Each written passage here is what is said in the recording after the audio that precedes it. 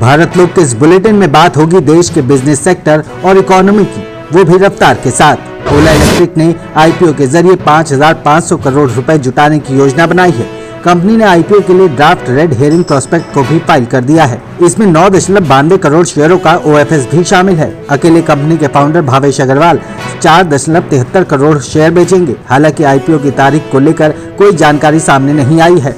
2008 में बजाज ऑटो के शेयर बाजार में लिस्टिंग के बाद ये भारत में किसी दोपहिया निर्माता द्वारा पहला आईपीओ होगा, यानी किसी दोपहिया निर्माता कंपनी का आईपीओ आए हुए 15 साल हो चुके हैं। ओला इलेक्ट्रिक इस समय इलेक्ट्रिक दोपहिया वाहन कैटेगरी में मार्केट लीडर के तौर पर उभरी है। कंपनी की नवंबर तक मार्केट हिस्सेदारी लगभग 32% थी। वाहन के आंकड़ों के मुताबिक कंपनी ने लगभग 30,000 यूनिट्स वाहन की बिक्री की है। आपको बता दें कि DRHP वो डॉक्यूमेंट होते हैं जिनमें आईपीओ की योजना बनाने वाली कंपनी के बारे में आवश्यक जानकारी रहती है। इसे पहले सेबी के पास दाखिल किया जाता है। इसमें कंपनी के फाइनेंस, इसके प्रमोटर, कंपनी में इन्वेस्ट करने के जोखिम, फंड जुटाने के कारण, फंड का उपयोग कैसे किया जाएगा और दूसरी बातों के साथ महत्वपूर्ण जानकारियां दी जाती हैं।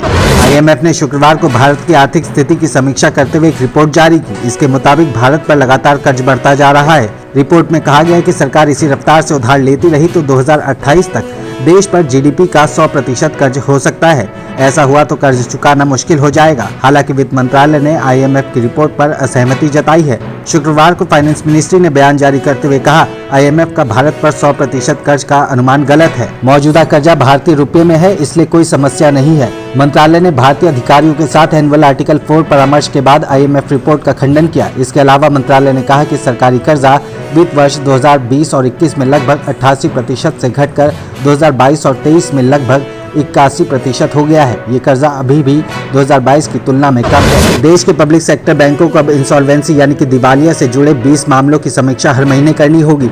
फाइनेंस मिनिस्ट्री ने 22 दिसंबर 2023 को सभी सरकारी बैंकों के डायरेक्टर्स को इस संबंध में आदेश जारी किया है। सरकार ने ये फैसला इंसॉल्वेंसी कोर्ट में मामलों की देरी से पेश होने पर लिया है। फाइनेंस सेक्रेटरी विवेक जोशी ने बताया कि वित्त मंत्री सरकार समर्थित बैंकों का भी रिव्यू करेंगी, क्योंकि इसके जरिए सोल्ड लोन प्राप्त करने में देरी हो रही है। जब भी किसी कंपनी के एसेट से ज्यादा लायबिलिटीज हो जाती है और वो कंपनी उसे चुकाने में फेल हो जाती है, तब वो दिवालिया घोषित की जाती है। इसके साथ ही किसी कंपनी की एक्टिविटी से देश को खतरा हो या इंटीग्रिटी पर खतरा हो तो ऐसी कंपनी को सरकार दिवालिया घोषित कर सकती है। हालांकि ऐसा बहुत कम ही होता है।